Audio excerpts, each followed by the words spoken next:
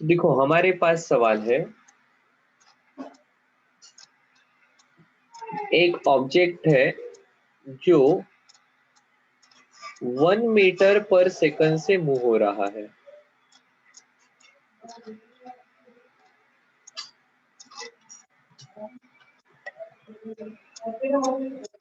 Moving with 1 metre per second. Another object है which is with 500 meter per second. एक object है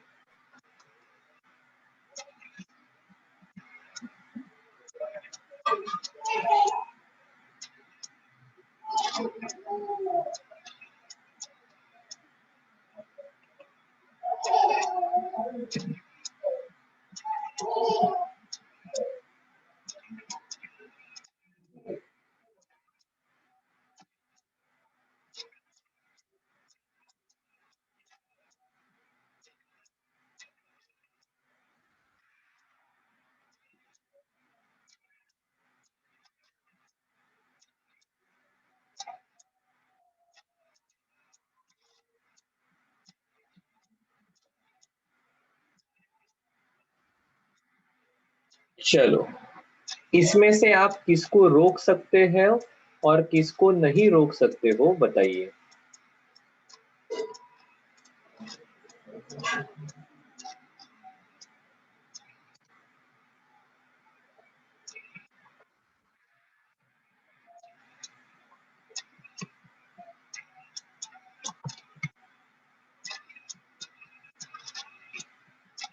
किसको रोक सकते हो? फर्स्ट पहले को रोक सकेंगे, बहुत बढ़िया। First second first third fourth First, third, first third first, third. first, third, okay. और किसको नहीं रोक पाओगे? Fourth second and fourth. Second and fourth को आप रोक नहीं पाओगे 100%। Yes sir. थोड़ा सा सोच लो, ठीक है ना। ऑब्जेक्ट अगर भले ही 1 मीटर पर सेकंड से आ रहा होगा, बट वो इस प्रकार का ऑब्जेक्ट है, रोड रोलर, तो वो अपने टॉम का जैसा होता है, वैसे अपनी कंडीशन हो जाएगी। Object is moving with 500 meter per second. तो एक्चुअली आप अभी बैठे हो, आप जिस रूम में बैठे हो वहां पर ऑक्सीजन है, एंड प्रोबेबली वो ऑक्सीजन का मॉलिक्यूल आपको इस स्पीड से आकर टकरा रहा है। वहां पर जो थोड़े अमाउंट में हाइड्रोजन वगैरह होगा, वो मॉलिक्यूल तो इससे ज्यादा स्पीड से आकर टकराते हैं, आपके आंखों में जाते हैं, कान में जाते हैं, नाक में जाते हैं, हमें पता भी नहीं चलता। ठीक है। सो आप इसे आराम से रोकते हो। एक्चुअली आप इसे रोकने के लिए कुछ एफर्ट्स भी नहीं लेते हो, आपसे रोका जाता है। ये 10 ग्राम की बुलेट, अगर डिस्टेंस बहुत कम है तो ये आपसे आर पार चली जाएगी, नहीं रोक सकते तुम। और 50 केजी का अगर आपका कोई छोटा भाई बहन साइकिल चलाते हुए आ रहा है, तो आप उसे आराम से रोक सकते हो। होता है ऐसा? तो देखो एक्चुअली ऐसी गड़बड़ क्यों हुई? हम कह रहे थे हम इसे रोक सकते थे, ये हमारा गलत हुआ। इसे हम रोक नहीं सकते थे, ये भी हमारा गलत हुआ। इसे हम रोक सकते थे, ये भी हमारा गलत हुआ। और 50 केजी के ऑब्जेक्ट को रोक नहीं सकते हैं, ऐसा हमें लगा, वो भी गलत हुआ। क्यों हमारा सब एक्सपेक्टेशन से अलग रिजल्ट आ रहा है? कौन बताएगा क्या गड़बड़ हुई हमारी? सर इंफॉर्मेशन पूरी नहीं दी है। पर आपने तो रिजल्ट बता दिया मुझे, क्या एडिशनल इंफॉर्मेशन मिली अभी डायग्राम से? सर पहले दो केस में मास नहीं बताया था पहले Yes, यहाँ sir. पर आपको सिर्फ भी पता था, बहुत बढ़िया। यहाँ पर आपको सिर्फ भी बताया था, मास वॉज नॉट नोन। जब मैंने ऑक्सीजन का मॉलिक्यूल कहा, आपको पता है इसका मास बहुत निग्लिजिबल है, ठीक है। फिर जब यहाँ पर मास पता था तो क्या गड़बड़ थी? स्पीड नहीं पता। वेलोसिटी नहीं पता थी, स्पीड नहीं पता थी।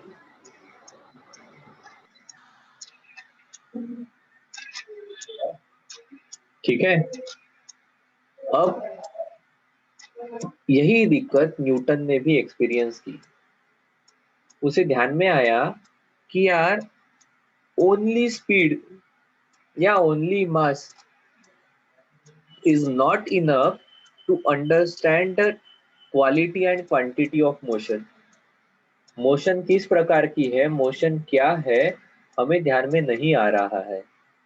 किसके कारण? सिर्फ मास से या सिर्फ वेलोसिटी से। तो मोशन की क्वांटिटी समझने के लिए, मोशन की क्वालिटी समझने के लिए हमें neither velocity is enough nor mass is enough. फिर क्या जरूरत है? So we need another property, we need another quantity. कैसी क्वांटिटी? जो मास एंड वेलोसिटी का कॉम्बिनेशन होगी। एंड दैट्स व्हाई न्यूटन ने एक प्रॉपर्टी इंट्रोड्यूस की। कौन सी प्रॉपर्टी इंट्रोड्यूस की?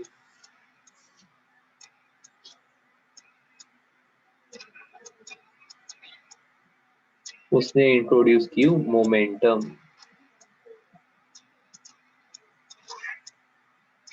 क्या होता है मोमेंटम? तो हम कहते हैं मोमेंटम ऑफ ए बॉडी, उधर लिखूं क्या, मतलब बाकी सब चीजें साथ में आ जाएंगे। क्या कहते हैं हम? Momentum. Momentum of a body is defined as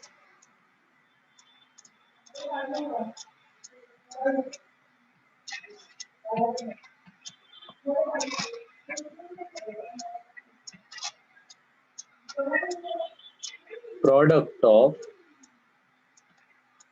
its mass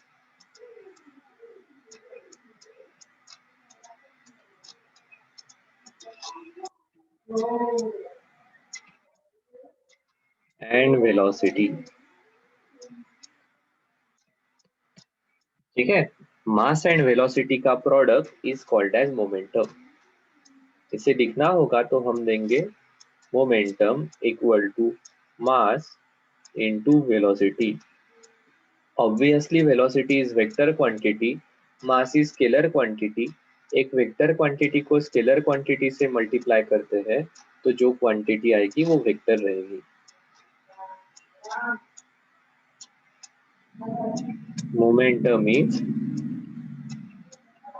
vector quantity. सही है क्या? बिल्कुल सही है। क्या यूनिट रहेगा? इसका एसआई यूनिट आ जाएगा, मास का unit SI unit KG, velocity का SI unit metre per second. Dimensions क्या आ जाएंगे? डायमेंशंस आ जाएंगे m1 l1 t to the power -1। सही है। और जरूरत क्या है? तो जरूरत है कि देखो, आपको मोशन को ठीक से समझना है तो मास एंड वेलोसिटी, इन दोनों चीजों की जरूरत रहेगी। क्या सही है क्या? हाँ सर, बिल्कुल सही है। ठीक है, पक्का ना? अब देखो, हमें और कुछ चीजें समझनी पड़ेगी सो दैट हमें सेकंड लॉ के बारे में क्लैरिटी आ जाएगी। दो चीजें तो हमने समझ ली, मोशन को समझना है तो मास भी इंपॉर्टेंट है, वेलोसिटी भी इंपॉर्टेंट है। बट अब ये मास और वेलोसिटी या मोमेंटम ये सेम होने के बाद भी कभी कभी हम अलग इफेक्ट ऑब्जर्व करते हैं। मतलब क्या कह रहे हो सर? सो देखो, क्रिकेटर के केस में आपने देखा होगा, क्या देखा है? सो ये जो क्रिकेटर है ये जो कैच पकड़ता है तो ये बड़े स्टाइल में कैच पकड़ता है। क्या करते हैं ये लोग,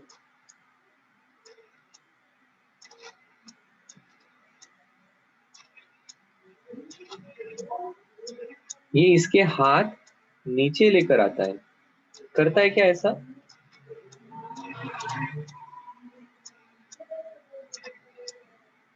क्यों करते हैं ऐसा?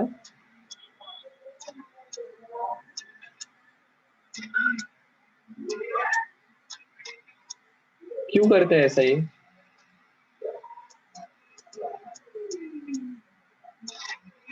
स्टाइल मारने के लिए?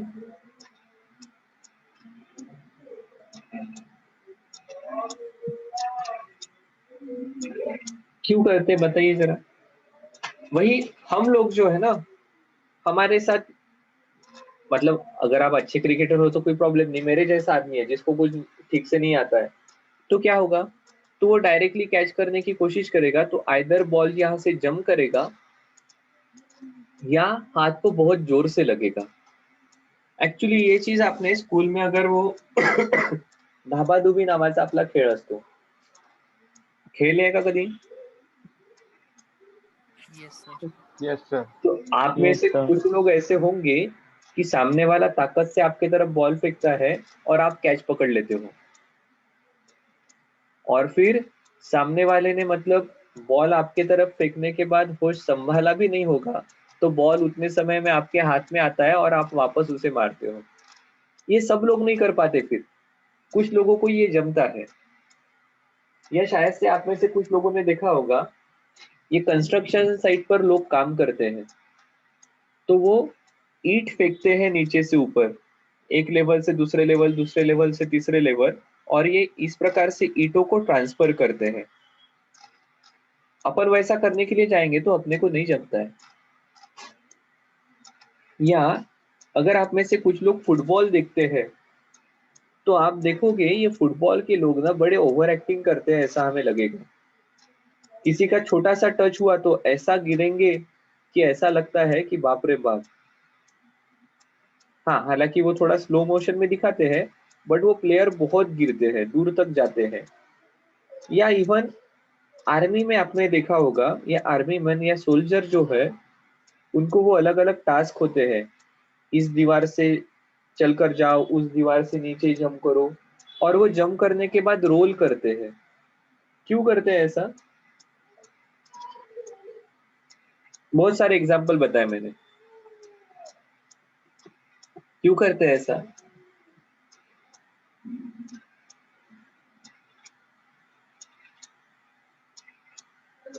ओके, पहली चीज बता दो, एक प्लेयर है जो इस प्रकार से कैच पकड़ रहा है, दूसरा जो है वो अपने हाथ नीचे नहीं लेकर जा रहा है, हाथ वही के वही रखे,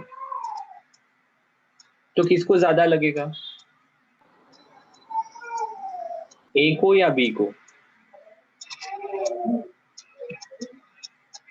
चोट ज्यादा किसको लगेगी?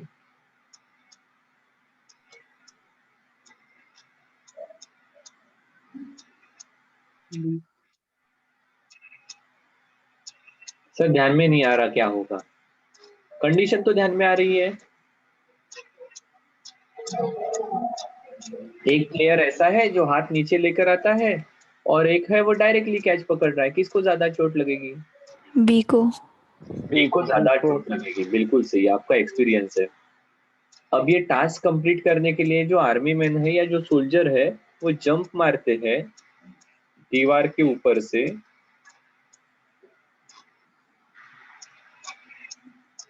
और रोल करते हैं। ठीक है, क्यों रोल करते हैं वो?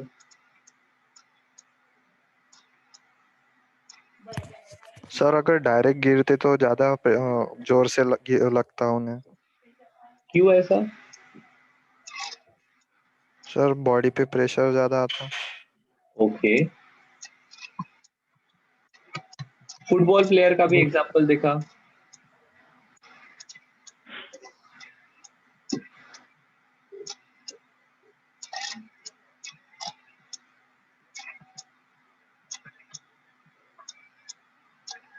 फुटबॉल प्लेयर का भी देखा, वो ओवर एक्टिंग से ऐसा हमें लगता है। सो यू विल रियलाइज कि ये सब चीजों में ये लोग जो करते हैं वैसा करना जरूरी है। क्या रोल करने से फुटबॉल प्लेयर ने गिरने के बाद तुरंत रुकना या रोल होना, या इस प्रकार से क्रिकेट प्लेयर ने कैच पकड़ना, या आजकल एक सेफ्टी फीचर हमारे कारों में आ रहा है। कौन सा सेफ्टी फीचर आ रहा है? Air bag. बिल्कुल सही है। आजकल जो नई कार आ रही है अपने यहाँ, वहां पर एयर बैग्स कम से कम ड्राइवर को तो कंपलसरी है, और सीट बेल्ट। ठीक है, इन सबका कुछ ना कुछ रिलेशन है। अब ये क्या रिलेशन है? सो यू विल रियलाइज कि इन सब चीजों में टाइम का रिलेशन है। फाइनली क्रिकेटर भी बॉल को रोकने वाला है, फुटबॉल प्लेयर भी गिरने के बाद रुकने वाला है, सोल्जर भी जंप करने के बाद रुकने वाला है, एक्सीडेंट होने के बाद गाड़ी रेस पर आने वाली है। इनके बीच का जो ड्यूरेशन है वो बढ़ाने का काम इस प्रकार से ये सभी चीजों में हो रहा है। प्रोसेस वही होने वाली है, बट सिर्फ प्रोसेस को स्लो कर रहे हैं। एंड यू विल रियलाइज, जैसे आपने इस बी वाले केस में बताया कि यहाँ पर चोट ज्यादा लगेगी, मतलब फोर्स ज्यादा लगेगा, मतलब फोर्स का और इस टाइम का कुछ ना कुछ रिलेशन है। आपने बचपन में भी एक्सपीरियंस किया होगा, एक आधे साइकिल को धीरे से धक्का मारो और एक स्पीड दो, और कंपैरेटिवली कम समय में उसे उतनी ही स्पीड दो, तो जब आपको कम समय में ये काम करना है तब ज्यादा फोर्स लगाना पड़ता है। हाँ सर, बिल्कुल सही है। कम समय में अगर अपने को उतनी ही स्पीड देनी है तो जोर से धक्का मारना पड़ेगा, अदरवाइज धीरे धीरे धक्का मारते हुए उसके पीछे भागते हुए जाओ, उतनी ही स्पीड मिल जाएगी। हाँ सर, बिल्कुल सही है। ठीक है, सो इस प्रकार से यू विल रियलाइज कि टाइम का और जो फोर्स है उनका नजदीक का रिलेशन है। एंड आइदर इन सभी केसेस में आप बॉडी को मोशन दे रहे हो या बॉडी की मोशन रोक रहे हो। So there is change in motion, velocity change हो रही है। अभी हमने देखा momentum is product of mass into velocity, तो वेलोसिटी चेंज होगी मतलब मोमेंटम चेंज होगा। हाँ सर, ये बात तो बिल्कुल सही है कि मोमेंटम का चेंज होना एंड फोर्स का रिलेशन है। नॉट ओनली दिस, ये मोमेंटम का चेंज होना कितने समय में हो रहा है एंड फोर्स का रिलेशन है। क्या मैं सही कह रहा हूं? हाँ, मोमेंटम का चेंज करना है तो आपको फोर्स लगाना पड़ेगा। अगर ये जल्दी करना है तो ज्यादा फोर्स लगाना पड़ेगा, ये धीरे धीरे करना है तो कम फोर्स में काम होगा। ठीक है, अब इतना होने के बाद हमें इतना तो ध्यान में आया कि फोर्स का और मोमेंटम का रिलेशन है। फोर्स अप्लाई करने से मोमेंटम चेंज होता है। ठीक है, अब क्या हम गारंटी से कह सकते हैं क्या कि ये मोमेंटम जो है वो वेक्टर है? एक तो हमने मैथमेटिकल रिलेशन से देखा कि momentum is product of mass into velocity, velocity vector है इसलिए मोमेंटम वेक्टर है। पर मोमेंटम की डायरेक्शन चेंज करने के लिए फोर्स लगेगा, ऐसा कंपलसरी है क्या? इन सभी केसेस में हमने जो देखा वहां पर हमने ये देखा है कि मोमेंटम का मैग्नीट्यूड चेंज करने के लिए फोर्स लग रहा है।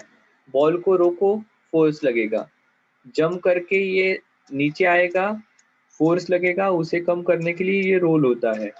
फुटबॉल प्लेयर सेम, गिरते हैं, भागते हुए गिरते हैं, उनका कुछ मोमेंटम है, गिरने के बाद रेस पर आने वाले हैं, ड्यूरेशन बढ़ाने के लिए वो बीच में रोल करते हैं। गाड़ी के सेफ्टी फीचर्स, वैसे भी एक्सीडेंट होने के बाद गाड़ी रुकेगी, एयर बैग्स ओपन हो, एक्सीडेंट हुआ, एयर बैग्स ओपन हुई और तो भी गाड़ी रुकेगी, अंदर वाले आदमी लोग भी रुक जाएंगे। सो एयर बैग क्या करते हैं, एयर बैग इस प्रोसेस को डिले करते हैं। हम देखेंगे एयर बैग्स कैसे काम करती है। ठीक है, एक चीज हम नोट डाउन कर लेते हैं, जो कि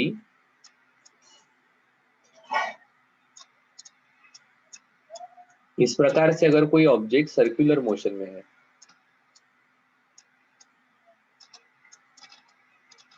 ठीक है, अब इसकी स्पीड भी रहेगी, मास भी रहेगा, सॉरी मास सेम रहेगा। सो इसके मोमेंटम का मैग्नीट्यूड तो एम भी रहने वाला है, सही है। इसका मोमेंटम का मैग्नीट्यूड तो एम भी रहने वाला है। हाँ सर, बिल्कुल सही है, कोई डाउट नहीं।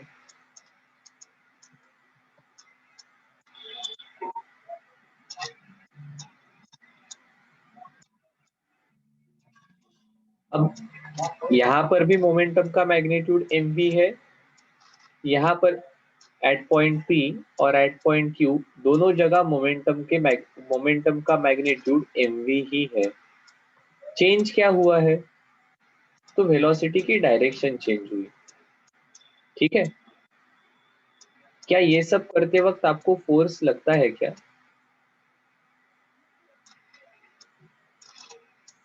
क्या ये सब करते वक्त हमें फोर्स लगेगा क्या?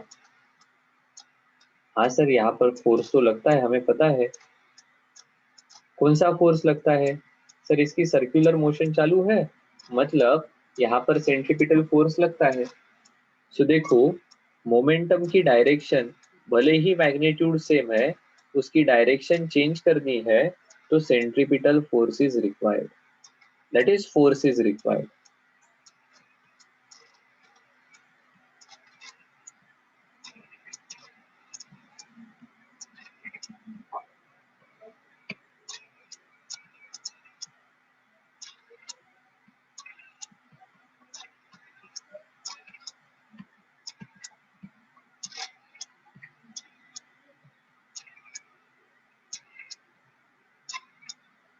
और इन सब एग्जाम्पल में हमें ये देखा है, to change magnitude of momentum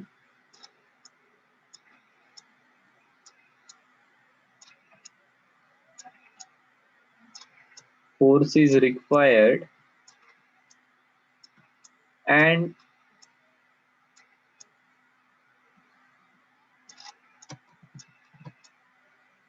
it is related to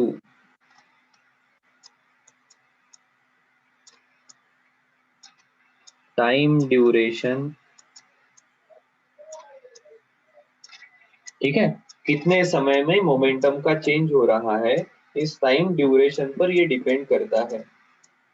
ठीक है, बिल्कुल सही है। सो ये दोनों चीजों से हमें क्या पता चल रहा है, मोमेंटम की डायरेक्शन चेंज हुई तो भी फोर्स लगा, मोमेंटम का मैग्नीट्यूड चेंज हुआ तो भी फोर्स लगा, मोमेंटम धीरे से चेंज किया तो ज्यादा फोर्स लगेगा, सॉरी मोमेंटम जल्दी चेंज किया तो ज्यादा फोर्स लगेगा, मोमेंटम धीरे धीरे चेंज किया तो कम फोर्स लगने वाला है।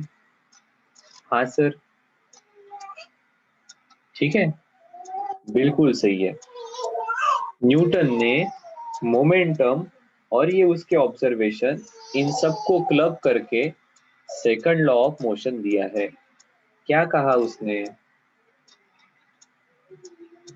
न्यूटन का सेकंड लॉ, हमने जो अभी 3-4 अलग अलग चीजें डिस्कस की उससे रिलेटेड ही है। वो कहता है the rate of change of momentum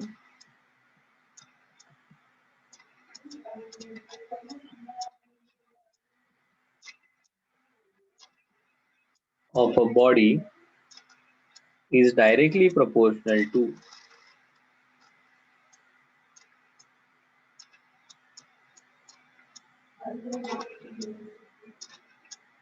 the applied force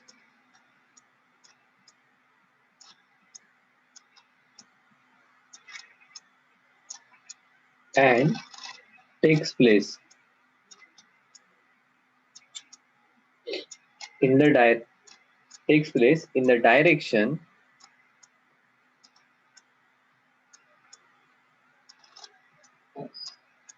in which the force acts. ठीक है, मैथमेटिकली हम कहते हैं this force is directly proportional to rate of change of momentum. ठीक है,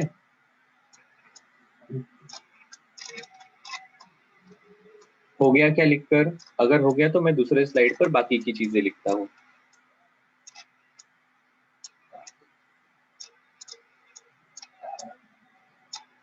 Yes, sir.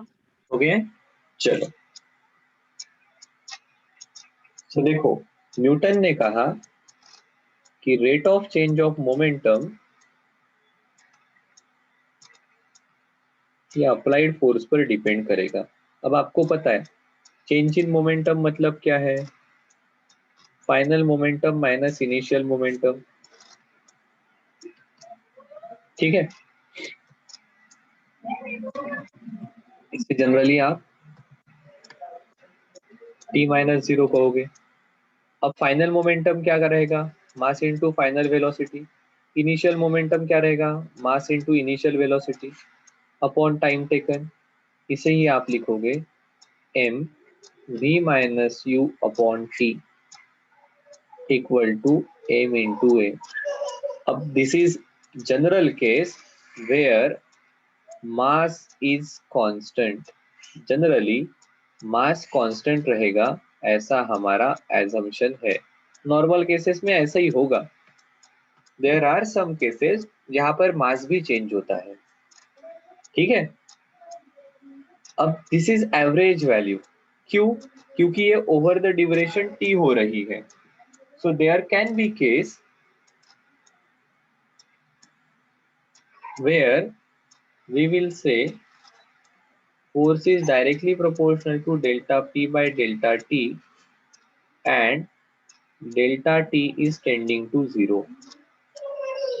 ठीक है, सो आप लिखोगे f is proportional to limit delta t tends to 0 dp by dt, sorry, delta p by delta t, और आप कहोगे f equal to k limit delta t tends to 0 delta p by delta t is dp by dt। यहाँ पर भी proportionality का ही sign है। हाँ, so this k is constant of proportionality, जिसकी वैल्यू बहुत सारे एक्सपेरिमेंट करने के बाद हमें रियलाइज हुई कि 1 है। ठीक है, तो देखो ये हो जाएगा k change in momentum m into v upon dt। अब मास अगर चेंज नहीं होता है तो m dv by dt, this is k m into a। ठीक है,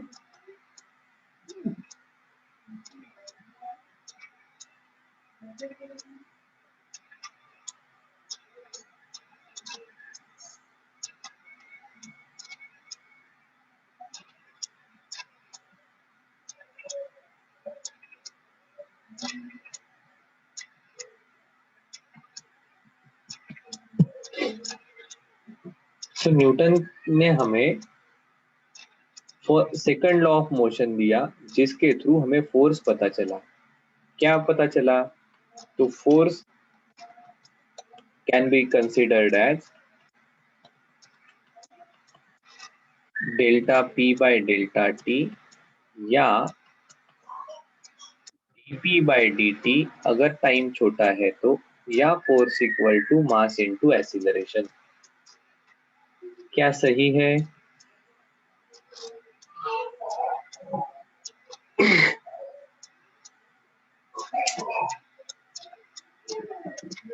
अब इन सभी रिलेशन में हमने सिर्फ मैग्नीट्यूड कंसीडर किया है।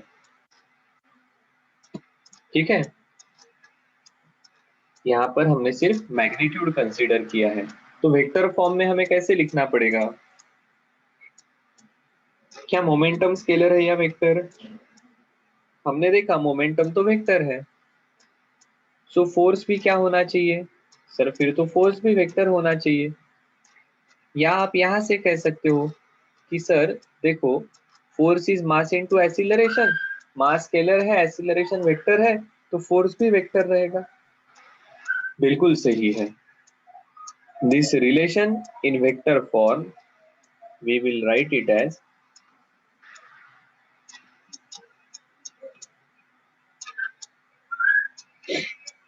force which is vector quantity can be considered as change in momentum, rate of change of momentum, से ही हम कहेंगे m into a बार। अगर इसके डिफरेंट डिफरेंट कंपोनेंट्स है तो हम लिख सकते हैं, because it can be a 3 dimensional force, so Fx will be, अब मास स्केलर है, मास को कोई डायरेक्शन नहीं रहेगी, तो m इंटू ax या m इंटू मोमेंटम का एक कंपोनेंट चेंज होने का rate into m into x, Fy will be mass into momentum का y कंपोनेंट चेंज होने का रेट m इंटू ay, या Fz mass into dpz by dt, that is momentum का z direction का component change होने का rate into equal to m into az। ठीक है।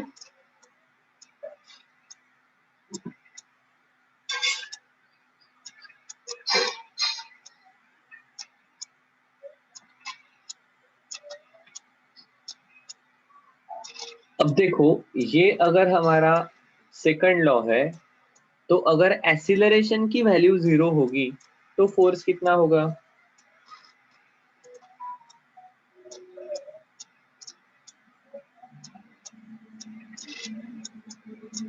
एक्सीलरेशन की वैल्यू 0 तो फोर्स 0, मतलब एक्सीलरेशन की वैल्यू 0 मतलब वेलोसिटी कांस्टेंट, फोर्स 0 रहा तो वेलोसिटी कांस्टेंट। यही तो फर्स्ट लॉ ने कहा है। एक्सटर्नल फोर्स नहीं है तो यूनिफॉर्म मोशन या स्टेट ऑफ रेस्ट कंटिन्यू रहेगी। सो सेकंड लॉ का जो रिलेशन है, सेकंड लॉ का जो रिलेशन है, it is consistent with first law. First law ने क्या कहा? फर्स्ट लॉ ने कहा एक्सीलरेशन की वैल्यू अगर 0 है, एक्सीलरेशन की वैल्यू अगर 0 है, सॉरी, सेकंड लॉ ने क्या कहा? एक्सीलरेशन की वैल्यू 0 आएगी तो फोर्स 0 आएगा। ठीक है। अगर बट हम कहते हैं अगर एक्सीलरेशन 0, इसका मतलब है वेलोसिटी कांस्टेंट या वेलोसिटी इक्वल टू 0।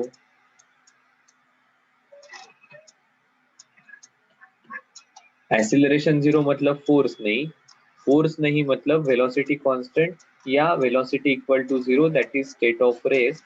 और फर्स्ट लॉ ने भी यही कहा है कि ऑब्जेक्ट की टेंडेंसी रहेंगी कांस्टेंट वेलोसिटी से ट्रैवल करने की या स्टेट ऑफ रेस्ट में रहने की, जब तक बाहर से लगने वाला कोई फोर्स नहीं है तब तक। So the equation of second law and the statement of second law is consistent with first law। First law ने जो कहा है वही सेकंड लॉ ने भी फॉलो किया है। क्या सही है क्या? हाँ सर, बिल्कुल सही है। पक्का? अब यस देखो, सर। अगर ऐसा है तो हम और एक प्रॉपर्टी को समझ लेते हैं which is called as impulse। और what is impulse? तो हमें पता है कि F equal to dp by dt, therefore dp equal to f dt, this is nothing but change in momentum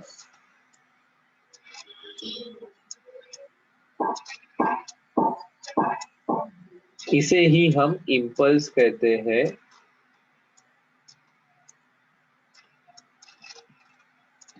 ठीक है। ऐसा कब कहेंगे जब बहुत ज्यादा फोर्स बहुत कम समय के लिए एक्ट होगा तब। ठीक है,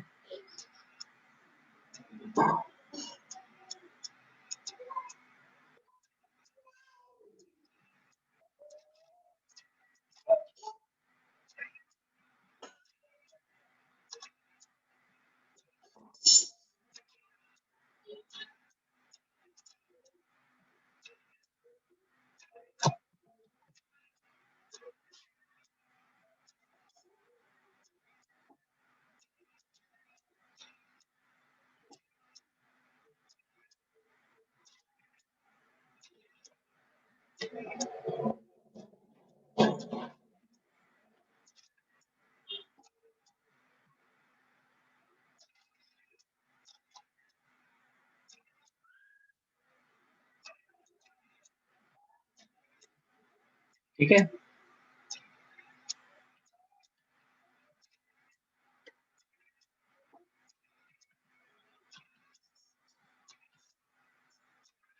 अब सर ऐसी केस कब आती है?